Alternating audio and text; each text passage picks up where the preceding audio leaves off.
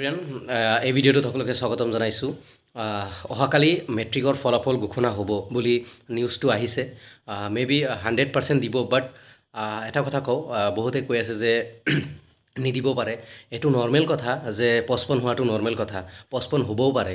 কাৰণ এতিয়ালৈকে ফাইনেল যিটো আছাম ষ্টেট স্কুল এডুকেশ্যন বৰ্ডে এতিয়ালৈকে নটিফিকেশ্যন দিয়া নাই বা নটিচ দিয়া নাই। চ' অহাকালি ফাইনেল ৰিজাল্ট দিব বা আজি ৰাতিয়ে দিব পাৰে, সেনেকুৱা ষ্টেটমেণ্ট আহিছে। এতিয়া ফাইনেল যিটো ষ্টেটমেণ্ট সেইটোও বাকী আছে, বাট অহাকালি ৰিজাল্ট দিব বুলি মানে ঘোষণা কৰিছে। চ' এইটো পষ্টপনো হ'ব পাৰে। যিসকলে কৈ আছে যে কি হ'ব, দিব না নাই, সঁচাই বহুত নিউজ চলি আছে, মেবি দিব পাৰে। বাট 2 দিন বা এক সপ্তাহতো দি দিব, কালি নিদিলেও। বাট পষ্টপন হোৱাটো নৰ্মেল কথা।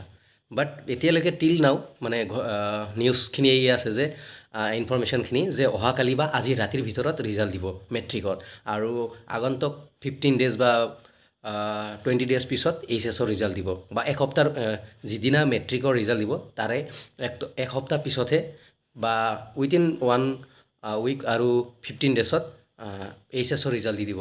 এইটোৱে তো পষ্টপন হোৱাটো নৰ্মেল কথা অসমত। So' be cool, all is well. একো ভয় কৰিব লগা নাই, ৰিজাল্ট চবেই পাছ কৰিব, মামাই চবকে পাছ কৰাই দিব।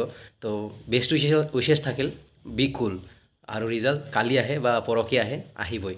তো অলৱেজ বি কুল আৰু পজিটিভ মাইণ্ডত থাকিব লাগে। চবেই পাছ কৰিব, চবকে পাছ কৰাই দিব বুলি মই শুনিছোঁ। তো থেংক ইউ এভৰিৱান।